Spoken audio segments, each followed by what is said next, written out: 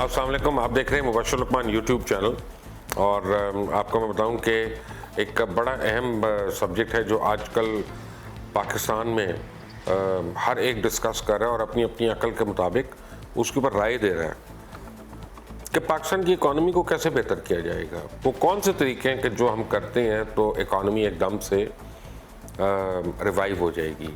पहले रिवाइव होगी और फिर स्टडी ग्रोथ होगी। अब सारे लोगों की नज़रें जो हैं वो पंजाब की तरफ हैं। उसकी एक वजह यह है कि पंजाब पाकिस्तान का 62% हिस्सा है अगर इकॉनमी को हम देखते हैं या पॉपुलेशन को हम देखते हैं।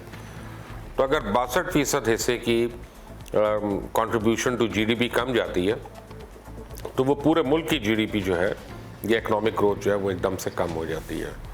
तो ये बड़ा वाइटल है कि जहाँ बाकी सूबों ने तो ग्रो करना है, पंजाब ना सिर्फ अपनी ग्रोथ को सस्टेन करे बल्कि उसको हर साल इम्प्रूव करें। हो क्या रहा कि दो चीज़ों पे बड़ी सख्त रोकथाम है।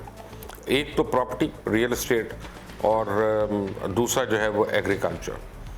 अब प्रॉपर्टी और रियल एस्टेट का आपको मैं बताऊं कि लोगों ने अपने पैसे होल्ड करके रख लिए हैं और प्रॉपर्टी की जो प्राइस है वो एकदम से बतदरीज बड़ी गिर गई है और लोग चाह नहीं रहे कि इस टाइम पे वो प्रॉपर्टी के अंदर इन्वेस्ट करें कि जब वो फाइलर और नॉन फाइलर वाला जो इशू है वो उनको पूरी तरह समझ में नहीं आया जब तक, तो वो समझते हैं कि हम नज़रों में आ जाएंगे।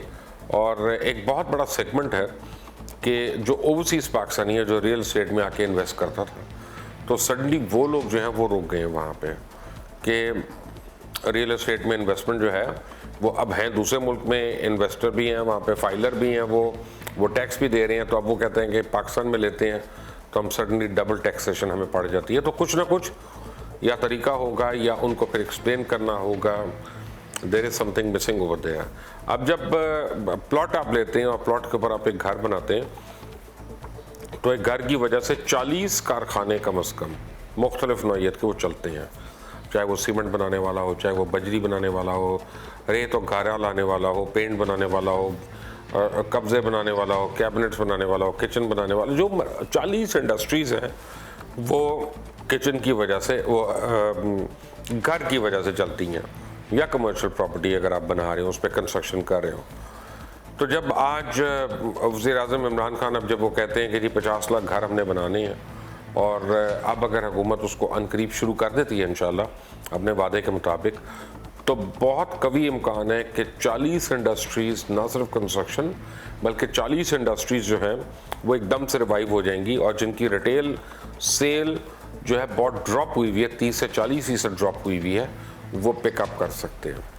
घर तो हुकूमत ने बनाने हैं लेकिन उनको पेमेंट तो होनी है बहरहाल, जिन्होंने मटेरियल प्रोवाइड करना है, जिन्होंने सामान प्रोवाइड करना है, लेबर इन्वॉल्व होती है उतनी ज़्यादा, उतने लोग उसमें इन्वॉल्व होते हैं। बट असल जो पाकिस्तान का प्रॉब्लम है वो मिन हैसुल कौम इस वक्त एग्रीकल्चर का प्रॉब्लम है। जब पाकिस्तान बना था 1947 में तो एग्रीकल्चर की कंट्रीब्यूशन जीडीपी को जो थी वो 56.4% थी और लास्ट ईयर जो है ये नेगेटिव 3.5% थी।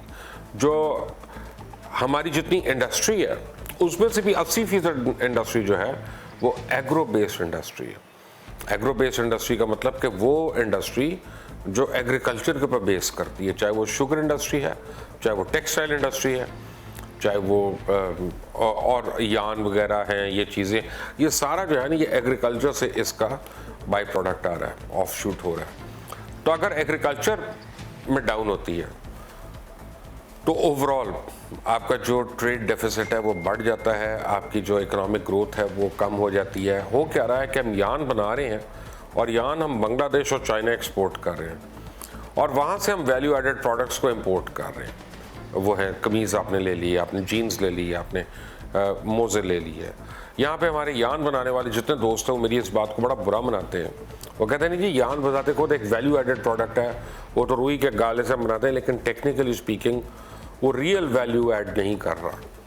और टेक्सटाइल सेक्टर में एक सीरियस इशू ये भी है कि आप जहाँ पे देखेंगे कि सेठ है, सेठ का बेटा जो है वो CEO बन गया, डायरेक्टर बन गया, आके उसका भतीजा जो है वो फलां बन गया, भांजा बन गया।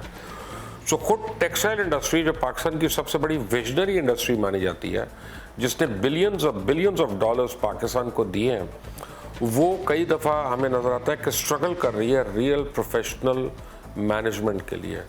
टेक्सटाइल इंडस्ट्री आज तक मुझे नहीं समझ आया क्यों, उनको बेहतर पता होगा, इस मुल्क में एक मैनेजमेंट इंस्टीट्यूट नहीं बना सकी टेक्सटाइल इंडस्ट्री रिलेटेड कि जहाँ से वो सही मैन पावर लेंगे और उसको अपने पास ले जाएंगे, जो ट्रेंड होगी, जिसको पता होगा कि वो क्या कर रहे हैं। हम हिट एंड ट्रायल के ऊपर कर रहे होते हैं, हर साल सब्सिडी लेते हैं, इसमें लेंगे चल जाएंगे। अब फिर जब गवर्नमेंट ने अपने टैरिफ्स को रिवाइव नहीं किया बहुत साल, पिछली गवर्नमेंट ने वादों के बावजूद साग डार के, और लोगों को उनके जो पे बैक्स थे वो नहीं दिए पूरे, और 14 सेंट के ऊपर या 13.5 सेंट के ऊपर पर यूनिट जब बिजली मिल रही थी तो टेक्सटाइल यूनिट्स बंद होना शुरू हो गए। अब जब यूनिट एक दफ़ा बंद हो जाते हैं तो एकदम से वो खुलते नहीं हैं, बंद तो एक दिन में हो जाते हैं, लेकिन दोबारा खोलने के लिए उसको कई महीने लगते हैं। सो एक बहुत बड़ा गैप आ गया एग्रीकल्चर ग्रोथ के अंदर और एग्रीकल्चर प्रोड्यूस के अंदर, कि जो ये पावर एंड गैस और इन प्राइसिंग की वजह से कि जो उनको प्रॉब्लम्स हुई अब खुलना शुरू हो गई हैं, और आप देखेंगे इंशाल्लाह अगले 2 या 3 महीने में इनके रिजल्ट्स आपको नज़र आएंगे और इकॉनमी आहिस्ता आहिस्ता बेहतर हो रही है। लेकिन अभी होता क्या है कि जब एक जगह पे बहुत कबूतर हों और वहाँ सुकून से आप सारे बैठे हैं, आप चाय पी रहे हैं, कबूतर बैठे हैं, कोई दाना चुग रहा है, और सडनली हवा में एक फायर होता है तो सारे कबूतर उड़ जाते हैं, 1 सेकंड में उड़ते हैं ऊपर। अब फायर की आवाज़ तो चली जाती है चंद सेकंड के बाद, वो एको भी नहीं करता, लेकिन कबूतरों को वापस उस जगह पे आने के लिए बहुत बड़ा टाइम लग जाएगा। तो ये इकॉनमी जो है ये भी उन कबूतरों की तरह है जो फायर से डर के उड़ गए, कि जब इकॉनमी में ग्लट आ रहा है, ग्रोथ रुकी हुई है, तो वो एकदम से लोग अपनी अपनी इन्वेस्टमेंट निकाल के घरों में बैठ जाते हैं या ओवरसीज निकाल के ले जाते हैं, और वो उस सेक्टर में वापस नहीं आते जब तक उनको बज़ाहिर इम्प्रूवमेंट नहीं नज़र आती है। तो अब इसके लिए बड़ा ज़रूरी है कि ये 50 लाख घर जो हैं इनकी कंस्ट्रक्शन शुरू हो, जल्द से जल्द शुरू हो, उससे एक इन्वेस्टर कॉन्फिडेंस जो है वो बूस्टअप होगा। लेकिन साथ ही एग्रीकल्चर के ऊपर में बड़े बहुत सीरियस हमें कंसिड्रेशंस अब करनी है। हमारा फार्मर जो है वो 20th सेंचुरी का ह्यूमन रिसोर्स है, और हमारा जो इंस्ट्रूमेंट एग्रीकल्चर का हल वगैरह जो हम चलाते हैं ये 19वीं सदी का, और ये 21वीं सदी का तकाजे पूरे नहीं कर रहा। ऊपर से हमारे पास पानी की कमी है, डैम है नहीं हमारे पास कोई, हम कालाबाग डैम बनाने नहीं देते, उससे हमारी जमहूरियत जो है वो उसको खतरात पड़ जाते हैं। हम कालाबाग डैम बिल्कुल नहीं बनाने देंगे, चाहे हम फाका कर लें, भूखे मर जाएं, जो मर्जी हो जाए। लेकिन बहरहाल, और उसकी एब्सेंस में जब वो पानी की कमी होगी तो आपकी क्रॉप्स डायरेक्टली इफेक्ट होती हैं। इसी तरह की ज़मीन जो लाहौर की ज़मीन है, लाहौर के गर्दोनवा में है, यही ज़मीन अमृतसर में उसकी यील्ड जो है या उसकी पर एकड़ जो उसकी कटाई है वो 1.5 गुना ज़्यादा है, या 150 गुना आप ज़्यादा समझ लें कि 150% है। उसकी वजह, एक बहुत बड़ी वजह जो है वो पावर टैरिफ है, और वाटर सप्लाई जो है वो उसके लिए बड़ी एडिक्वेट है। और हमारे यहाँ एग्रीकल्चर में प्लानिंग ही नहीं होती। पिछले 5-6 सालों में तकरीबन 1200 PhDs हमने क्रिएट किए, पाकिस्तान ने 1200 PhDs क्रिएट किए हैं, और मुझे नहीं पता, अगर कोई मुझे नंबर बताएगा तो I will be very surprise, लेकिन चंद एक से ज़्यादा, 4-5 से ज़्यादा एग्रीकल्चर के अंदर किसी ने PhD की है कि नहीं की है। और उसकी वजह से हम अपनी एग्रीकल्चर में और इस एरिया में हम एजुकेटेड इनपुट जो है वो लेके ही नहीं आ रहे हैं। हमारा हर आदमी जो एक मुतालबा कर देता है कि जी एग्रीकल्चर पे इनकम टैक्स होना चाहिए। अरे बाबा, इनकम टैक्स इनकम के ऊपर होता है, वो सेक्टर वाइज आप क्या करेंगे कि एग्रीकल्चर पे लगाना है तो उस पर नहीं लगाना, फलां पे नहीं लगाएंगे, ये इस पे लगाएंगे। एग्रीकल्चर में एक और प्रॉब्लम है, हर चीज़ टाइड अप है। आप किसान को बीज देते हैं, हुकूमत अपनी कीमत पे देती है, हुकूमत उसको पानी देती है, अपनी कीमत पे देती है, आबियाना अपनी कीमत पे है और नहरी पानी अपनी कीमत पे, बिजली और उसका यूनिट हुकूमत की कीमत पे है, खाद हुकूमत की कीमत पे आ रही है वहाँ पे, या उनको प्री डिटर्मिनेड कीमत पे आ रही है, DAP जो है वो उनको प्री डिटर्मिनेड कीमत के ऊपर आ रही है। अब जब वो गंदम की फसल उसकी तैयार होती है तो सडनली उसको हुकूमत बता देती है कि आपकी फसल की कीमत ये होगी, इससे ज़्यादा आप चार्ज नहीं कर सकते। जिस दिन आप उसको कहेंगे कि आज हम तुम्हें टैक्स लगा रहे हैं, तो आप उसको फिर ये नहीं कह सकते अब तुम गंदम 300 रुपये मन बेचोगे, या 100 रुपया मन दोगे या 500 रुपया मन दोगे, फिर वो अपनी मर्जी से कहेगा। अगर आप उसकी मर्जी की कीमत नहीं देंगे, वो उठा के एक्सपोर्ट कर देगा। फ्री मार्केट इकोनॉमी में उसको पूरा हक हासिल होगा कि वो जहाँ चाहे अपनी गंदम बेच दे और अपनी बाकी जो ज़राअत की फसलें हैं उनको बेचना शुरू कर दे, तो एक इम्बैलेंस हो जाएगा। पता चलेगा आपका पैसा बढ़ा आ गया, लेकिन सडनली रोटी जो है वो आपकी 100 रुपए की हो गई है। सो हर चीज़ को बैलेंस में स्ट्राइक करना है, और गवर्नमेंट के सामने इस वक्त बहुत बड़े बड़े चैलेंजेस हैं। सबसे बड़ा चैलेंज तो उसका डेट सर्विसिंग है कि गवर्नमेंट जो मर्जी कमाई कर ले, वो दूसरे का लिया हुआ उधार उसका सूद उतारने पे लग जाएगा। अपने ऊपर लगाने को लग ही नहीं रहा, अपने प्रोजेक्ट्स इनिशिएट करने का इनको रिस्पाइट ही नहीं मिल रहा। चाहे वो अच्छे हैं चाहे वो अच्छे नहीं है, इससे बहस नहीं है। बहस ये है कि उनका पैसा नहीं है उनके पास और उसको करने के लिए।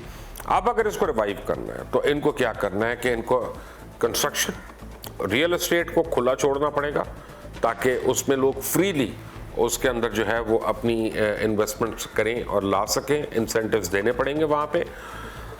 और एग्रीकल्चर के अंदर बहुत ज़्यादा इंसेंटिवाइज करना पड़ेगा। आप ये देखें कि अगर एक साल में 3 फसलें होती हैं, चौथी फसल हम यूजुअली चोकर वगैरह की लगा लेते हैं। 3 फसलों का मतलब है कि आप 4 महीने के अंदर आप कैश रिटर्न आपको मिल रहा है। और आपको एग्रीकल्चर बताऊँ, एग्रीकल्चर में सिर्फ ये नहीं है कि आप गंदम उगा रहे हैं या गन्ना उगा रहे हैं, इसमें लाइफ स्टॉक भी इसमें आ जाता है, इसमें पोल्ट्री भी इसमें है, इसमें फिश भी इसमें है, इसमें डेयरी प्रोडक्ट भी इसमें है। एक आपको मोटे मोटे चंद एग्जांपल मैं आपको दे देता हूँ कि सिर्फ पंजाब में, क्योंकि पंजाब एक एग्रीकल्चरल बेस है, इसलिए मैं आपको पंजाब की एग्जांपल दे रहा हूँ। हर साल 80 लाख जानवर को मारा जाता है, ज़बरदस्ती मारा जाता है, ज़िबा करने के लिए नहीं, कुर्बानी के लिए नहीं, मारा जाता है। उसको इसलिए मारा जाता है कि अगर एक गाय ने मेल बछड़ा दे दिया और यदि वो पैदा हो गया, तो किसान को वो चाहिए नहीं, किसान को वो नहीं चाहिए, क्योंकि किसान को तो गाय का दूध चाहिए या अपनी भैंस का दूध चाहिए। तो उस बछड़े को मारना जो है वही उसका मकसद है। तो अगर हम यहाँ पे लोग हों जैसे प्लांट्स लगाएं, या गवर्नमेंट लोगों को इंसेंटिव दे कि जहाँ वो बछड़ा या गाय का बच्चा जो पैदा हो गया और उसको मारने लगे, वो ना मारें और 2000 4000 लेकर वो एनिमल ले आएँ और एनिमल में मीट फैटनिंग में उसको शुरू कर दें। तो आपको बताऊँ कि पिछले साल $140 बिलियन का ट्रेड हुआ बीफ का।